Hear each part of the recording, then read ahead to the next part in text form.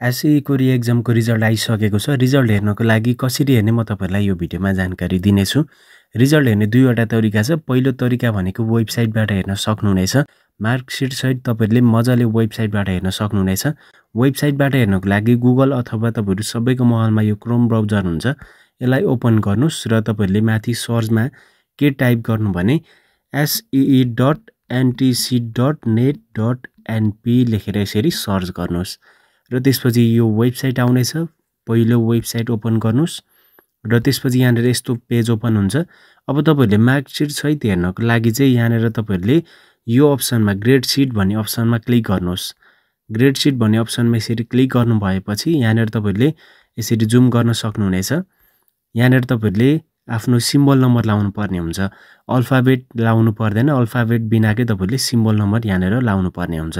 त्यसपछि यतापटि यहाँनेर date of birth लाउनु पर्ने हुन्छ। डेट अफ बर्थ लाउँदाखेरि सुरुमा इयर, त्यसपछि मन्थ, त्यसपछि डे गरेर तपाईहरुले यहाँनेर जुन तरिकाले भनेको छ त्यही तरिकाले लाउनु होला। तपाईहरुको सिम्बल नम्बर कति हो त्यो टाइप गर्नुस्।